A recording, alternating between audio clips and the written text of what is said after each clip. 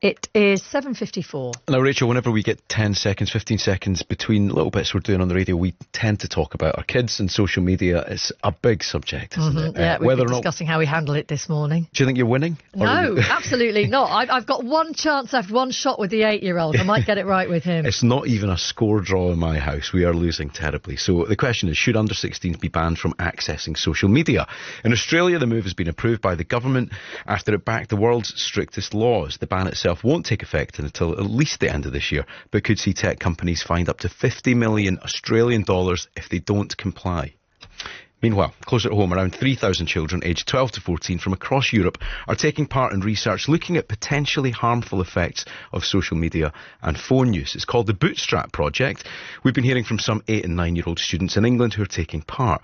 We gave some questions to the researchers who then put them to the teenagers on our behalf. One of which was, do they support any kind of social media ban? Banning social media for under 16 wouldn't be the worst thing, I guess, because it would allow us to, I guess, keep like a childhood almost and have other things to do. But at the same time, sometimes it is nice to just sit back and not really be doing anything. I wouldn't support a ban on social media because you need to connect with your friends by sending videos and texting and calling them. Well, I understand why that ban would take place, but I really don't think social media is a problem. It's more the content that's posted on it. And instead of just deleting the whole app, I think social media companies should work harder to make sure the content that they shouldn't be seeing isn't on there. If you want to hear more of that, you can do. Listen back before 7 o'clock. There were some other big questions in there. Incredibly articulate children as well, with great answers. Naomi Fineberg is a professor of psychiatry at the University of Hertfordshire, which is leading the BootStRaP research project. Good morning, Naomi. Good morning. Naomi, first of all, thanks for doing this and thanks for asking some questions on our behalf. Listening to that, what jumped out at you?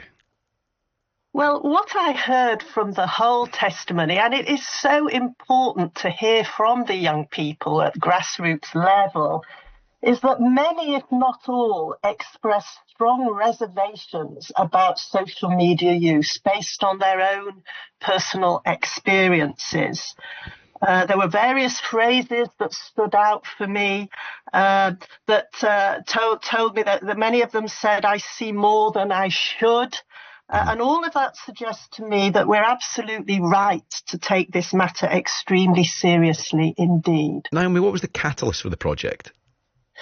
Well, the catalyst is that it's staring us in the face that young people, particularly in the post-pandemic era, are struggling to manage and control their internet use in a balanced and healthy way. And the principle behind our project is that it's very important for young people to stay safe, healthy and resilient by using the internet in a balanced way in these times of fast technological change. I think we can all hold our hands up, Naomi, as adults and acknowledge the damage a lot of this can do to our own brains, but the developing brain, what's the science of psychiatry here? What's the impact of the digital world on a younger brain?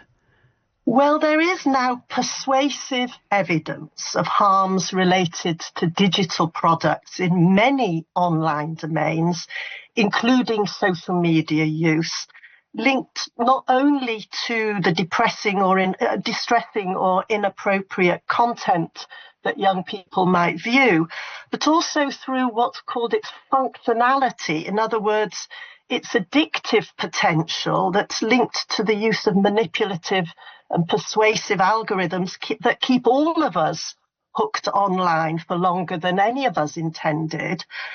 Anyone is potentially vulnerable, but as you say, children and adolescents are at particular risk owing to their still maturing brains. And we see a lot of evidence of internet use being associated with mental and physical health problems, as well as some evidence of affecting the normal developmental trajectories of young people. It's so important as young people have their whole lives ahead of them to protect and safeguard their developing brains. It's great speaking to you this morning, Naomi. Thank you for your time. Really appreciate it.